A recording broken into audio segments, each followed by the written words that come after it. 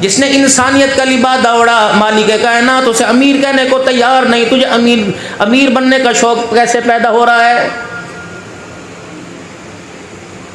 22 پارے میں فرمایا انتم الفقراء الی اللہ، تم کتنے اجلے کپڑوں والے کیوں نہ ہو جاؤ، تم سونے چاندی ڈالر پاؤنڈ کے مالک نہ ہو جاؤ، سارے کے سارے میرے در کے فقیر ہی رہو گے. یہ امیر بننے کے چکر میں تو نتیجہ یہ نکلا کہ بیٹے ماں باپ کے جنازوں سے محروم ہو گئے. اس امیری کے مزے تم نے لوٹ لیے. بیٹا اپنا حصہ لے کے کہیں بیٹھا، بیٹی اپنی حصہ لے کے کہیں بیٹھی ہے، پھر بھی اتنا کچھ کھانے کے باوجود، باپ کی زندگی کو خط کھگولنے کے باوجود ہمارے باپ نے ہمارے لیے کچھ کیا ہی نہیں. اب بھی سمجھ نہیں آ رہی. اس دنیا کے پیچھے لگ کے دنیا تو گئی سو گئی، دنیا کی چاہنے والے بھی گئے. میرے محترم دوستو بزرگوں، اپنے پر رحم کھاؤ، اللہ کے واسطے رحم. یہ نہ ہو کہ جو رحم کرنے والا وہ رحم کرنا چھوڑ دے، جو توبہ قبول کرنے والا وہ توبہ کے دروازے بند نہ کرے. بیٹا پاس سے گزر جائے، باپ بلائے، بیٹا باپ کی طرف منہ نہ کرے، پتہ لگتا ہے باپ بیٹا ناراض ہے. بیوی کو شوہر 10 دفعہ بلائے، بیوی بات کا جواب نہ دے تو پتہ لگتا ہے بیوی ناراض ہے.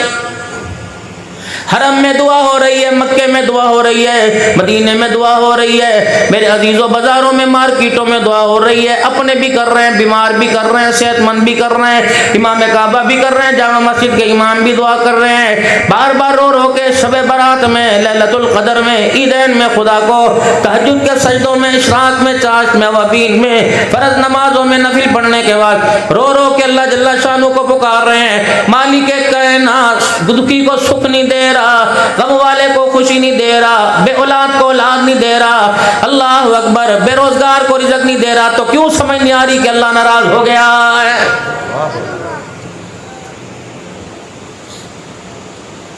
بیوی ناراض ہو پنچایت بنائے گا، یار ناراض ہو یاروں سے سفارش کرائے گا. اگر خدا ناراض ہو جائے تو میرے عزیزوں بتاؤ ہمارا کتنا قدم، کتنا ماں خدا کی طرف آگے بڑھ کے گئے ہیں. وہی ہے چال بھٹنگی سی جو پہلے تھی وہ اب سی ہے. نہ نظریہ بدلا، نہ سوچ بدلی، نہ فکر بدلا، نہ منصوبہ بدلا. کہنا اللہ چھپڑ پھاڑ کے رحمت برسا دے، اللہ اکبر، چھپڑ پھاڑ کے اس سے مانگ رہے. 5 نمازوں سے 1 نماز کا سجدہ کرنے کو بھی تیار کوئی نہیں. جب بھی تیرے ہاتھ اٹھے اپنے لیے مانگا، اولاد کے لیے مانگا، یار کے لیے مانگا، کشمیر کے مسلمانوں کے لیے مانگا، فلسطین کے مسلمانوں کے لیے مانگا، ڈاکٹر عافیہ صدیقی کے لیے مانگا، ہوا کی بیٹی کے لیے مانگا، اپنوں کے لیے مانگا، پرایوں کے لیے مانگا، اجتماعی دعا میں سارے نمازیوں کے لیے مانگا، بیماریوں کے لیے مانگا، بے اولادوں کے لیے مانگا. اللہ فرمانے اتنا بڑا منہ پھاڑ کر سارے جہان کے لیے مانگتا ہے. اگر میں کو نماز سے زیادہ تو نفل پڑھ کے دکھا دے، اے بندہ اتنا میرے سے مانگنے والا تو میری رضا کے لیے عشاء کے وطروں کے بعد تو نفل پڑھنے کو بھی تیار کوئی نہیں. مجھے بھی تو کچھ دے.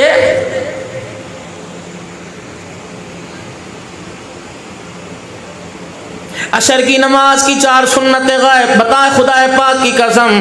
علماء ممبروں پر اعلان کریں عصر کی سنتوں میں اللہ کا نور عطا فرماتا ہے. مغرب کے فرض پڑے سنتوں کے بعد نفل غائب ہے. ائمہ حضرات کے آگے ہاتھ جوڑوں گا، بڑوں کا تو میں ادب کرتا ہوں، یہ تو تقوی والے دکھا کر بھی مجمع کے سامنے چھپ چھپ کے اللہ کے آگے جھکنے والے. نوجوان نئی جنریشن کو، نئے عالموں کو، فاضلوں کو کیا ہو گیا؟ اللہ کی عزت کی قسم وہ بھی فرضوں کے بعد نفل پڑھنے کو تیار کوئی نہیں. یہ میاں مسعود صاحب ظاہر پیر کے اندر اللہ کا ولی بیٹھا ہوا ہے، دین پور کے اندر بیٹھا ہوا ہے. فرمایا جو عالم ملنے کے لیے، شیخ الحدیث صاحب ملنے کے لیے آتے ہیں، ان سے سب سے پہلا سوال کرتے ہیں آپ نبی کی حدیث پڑھاتے ہو؟ جی جی نبی کی حدیث پڑھاتے ہیں. آپ فرماتے ہیں تہجد کی نماز کی پابندی کرتے ہو؟ حضرت جس میں کوتاہی ہو جاتا ہے. فرمایا خبردار جو تہجد کا سجدہ نہیں کرتا اسے امام الانبیاء صلی اللہ علیہ وسلم کی حدیث پڑھانے کی اجازت کوئی نہیں.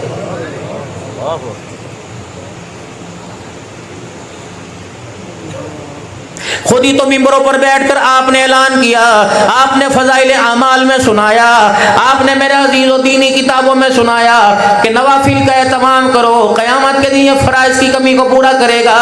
سلام پھیرنے والے، جمعے کی نماز کے فرض پڑھ کر جوتیاں اٹھا کے دوڑنے والے، اور اتنی تیزی سے دوڑ رہے ایک پاؤں کسی کا دوسرا اپنا پہن کے چلا گیا۔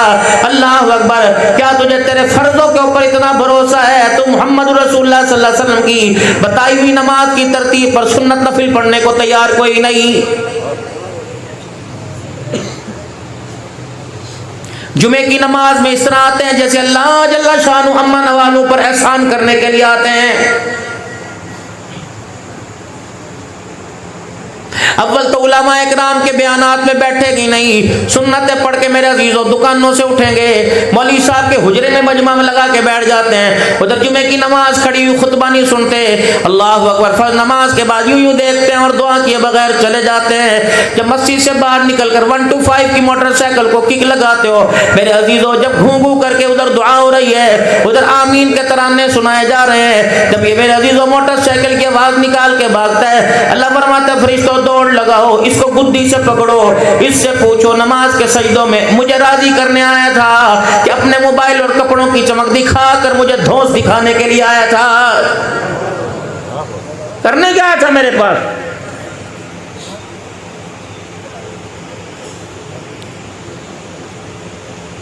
یہ مسجدیں اللہ کا گھر ہے، دنیاوی باتیں تو کرنا دور کی بات ہے۔ وضو کا پانی پاک ہے، پاک کرنے والا نہیں، جس پانی سے وضو کر لیا پاک ہے، پاک کرنے والا نہیں، ماء مستعمل ہو گیا۔ پاک پانی کو بھی اللہ کے گھر میں ہاتھوں سے اپنے چہرے سے جھاڑ کر مسجد کی صفوں پر پھینکنے کی اجازت کوئی نہیں۔ امام صاحب نماز پڑھا رہے، پہلی رکعت کے رکوع میں چلا گیا، وضو کر کے دوڑ کے نہ جا، زور زور سے تھپ تھپ کر کے قدم مار کے نہ جا کہ اللہ کی زمین خدا کے گھر کے فرش کی کہیں توہین نہ ہو جائے۔ آپ نے کیا سمجھا جہاں آپ چار دیواری کے اندر بیٹھے ہو، اس اینٹوں کی بنائی ہوئی مسجد کے اندر ہی کوئی عام چیز ہے؟ علماء اکرام نے فرمایا جناب ابراہیم علیہ السلام نے اللہ کا گھر بنایا، بیت اللہ تعمیر کر دیا، 4 پہاڑوں کے پتھروں کا انتخاب کیا گیا، جبرائیل علیہ السلام نے نشاندہی کر دی یہ پتھر لگے گا۔ جب سارا خدا کا گھر بن گیا، ایک پتھر جناب ابراہیم علیہ السلام کے ہاتھ میں رہ گیا۔ ابراہیم علیہ السلام پتھر کو لے کے کھڑے ہیں، جبرائیل علیہ السلام آ گئے، اے ابراہیم یہ پتھر کیوں نہیں لگاتے؟ کہ کوئی جگہ نہیں بچی، 4 دیواری مکمل ہو گئی، چھت دروازہ مکمل، چوکٹ ہو گئی، اب میں کہاں پتھر لگاؤں؟ کہ اس پتھر کو اپنے ہاتھوں میں لے کے اچھی طرح دبا کے رگڑ دیجئے۔ ابراہیم علیہ السلام نے اپنے دونوں ہاتھوں کی ہتھیلیوں میں اس کو میرے عزیز و ملا دبایا، اپنے ہاتھوں کی ہتھیلیوں میں لے کے اچھی طرح مسلا، جب بالکل بریدہ ریزہ ریزہ ہو گیا فرمایا پھونک مار دے، اس مٹی کو اڑا دے۔ جناب ابراہیم علیہ السلام نے پھونک ماری، مٹی ہواؤں میں بالکل غائب ہو گئی۔ فرمایا جبرائیل کیا ہوا؟ کہ مبارک ہو، قیامت کی صبح تک جہاں جہاں اللہ کا گھر بنے گا خدا نے آپ کے ہاتھ سے مٹی کا ذرہ وہاں پھینکوا دیا ہے۔ نعرہ تکبیر، عظمت مساجد، عظمت مساجد، تاج و تخت ختم نبوت، تاج و تخت ختم نبوت، نعرہ تکبیر۔ نہ شیخ الحدیث صاحب نے مسجد کی بنیاد رکھی، نہ شیخ التفسیر نے، نہ پیر طریقت نے، یہ تمہارے علاقے کی میرے عزیزو 4 دیواری کی بنیاد ہزاروں سال پہلے خدا کا پاک پیغمبر ابراہیم علیہ السلام رکھ کے چلا گیا ہے۔ اس کی عظمت دیکھیے آپ۔ ارشاد فرمایا کبھی پیشی اللہ معاف فرماوے، جناب مدنی کریم صلی اللہ تعالی علیہ وسلم نے فرمایا دکان پر جانے والے کے ایمان کی گارنٹی کوئی نہیں، مکان ڈیرے پر جانے والے کی، اسمبلیوں میں جانے والے کی ایمان کی گارنٹی کوئی نہیں۔ فرمایا جسے 5 وقت خدا کے گھر میں نماز کے لیے آتا دیکھو، آنکھیں بند کر کے اس کے ایمان کی گواہی دے دو۔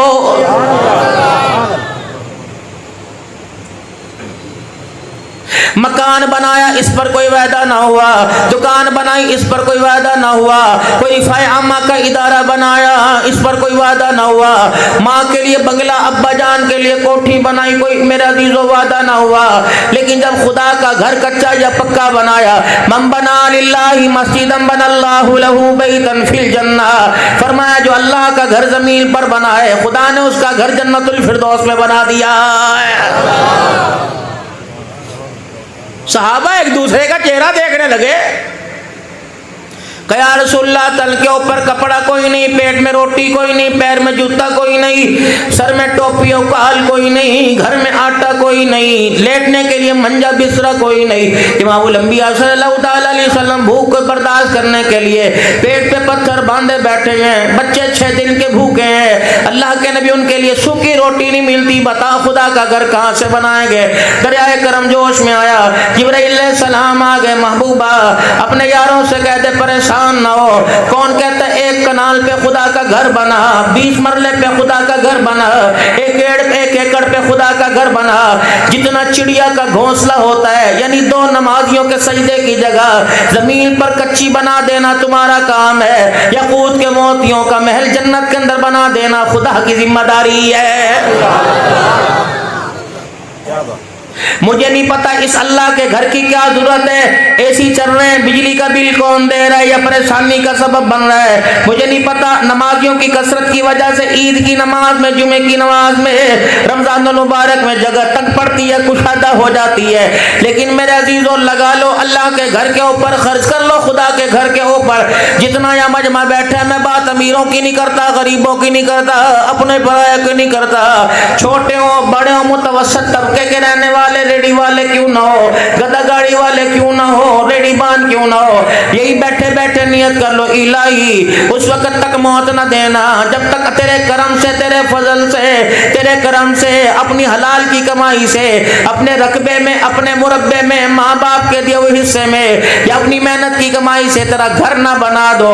اللہ اکبر۔ کوئی نمازی ہو کے مرے گا، کوئی روزے دار ہو کے مرے گا، کوئی حاجی ہو کے مرے گا، بعد میں گناہ کرے گا، جنت میں جانے کا وعدہ کوئی نہیں، کرم کرے تو مہربانی ہے، ورنہ اگر پکڑنے پر آ جائے تو نمازوں کا حساب لیتے لیتے جان نکل جائے گی۔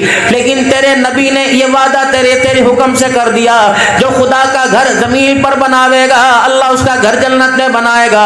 الہی مجھے اپنے کھوٹے عملوں پہ بھروسہ تو کوئی نہیں، الہی میرے ہاتھوں سے، میری کمائی سے روئے زمین پر اپنا گھر بنا، میں اپنی آنکھوں کے سامنے اپنی زندگی میں اس کا نام مسجد رکھ دو، اتنا تو یقین ہو جائے گا۔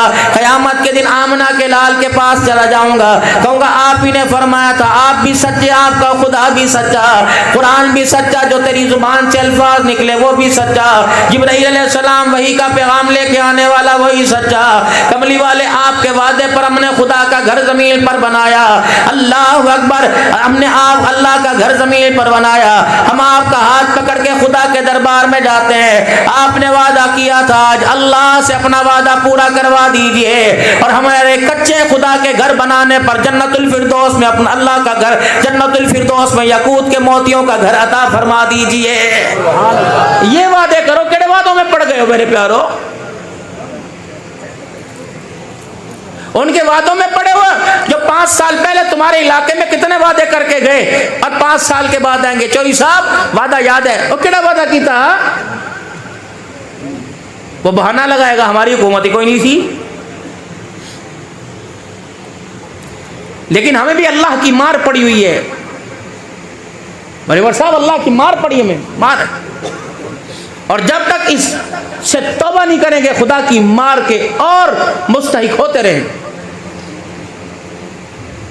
ووٹ امانت ہے، ووٹ عبادت ہے، میں کسی پارٹی کی بات کرتا کوئی نہیں، مدرسے والوں کی، قرآن کے خادموں کی کون سی پارٹی ہوا کرتی ہے؟ کیا پارٹی؟ ہمیں تو زیادہ سے زیادہ پارٹی میٹنگ میں وہی بلائے گا جو کہے گا مولوی صاحب تلاوت کر دو، اور تلاوت کے بعد ہاتھ پکڑ کے اسٹیج سے نیچے کر کے وہاں بٹھا دے گا۔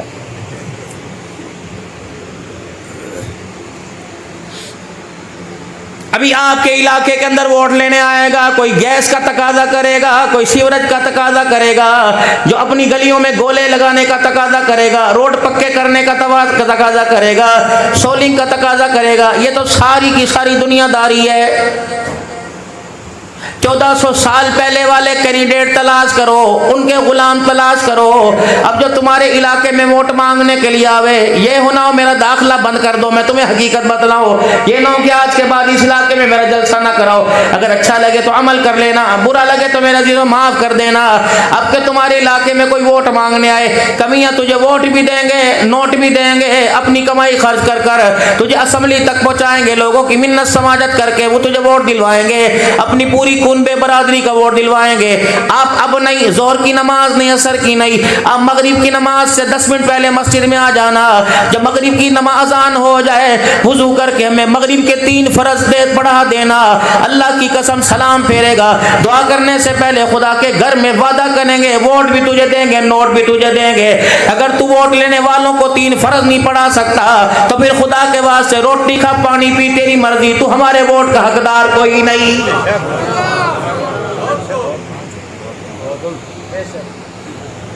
حضرت عمر خلیفۃ المسلمین بنے، امام پہلے تھے۔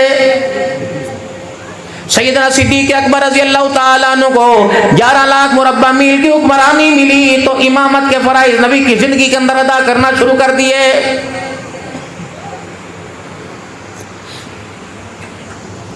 یہ تو امام کو وقت پر تنخواہ کو نہیں دیتا، ووٹ کون دے گا مولوی صاحب؟ اگر انہیں وقت پر تنخواہ دے تو کبھی کبھی مغرب کی اذان میں جمعرات کے دن تمہارے گلے سر نہ کھائیں۔ حضرات ایک ضرور اعلان سن گنو، جامع مسجد چندہ ہے 5 روپے ڈئی جاؤ، جنت گھر لئی جاؤ، اتنی آسان جنت۔ یہ تو بلال نے پکڑ کے جب ڈکوسلے مارنا نہیں کر کے، کچمڑے میں نے ادڑوائے، اپنے آپ کو لولوہان کیا، کھلڑی میری اتر گئی، پاؤں کی کھال میری اتر گئی، ابو جان نے مار مار کے مجھے ادموا کر دیا۔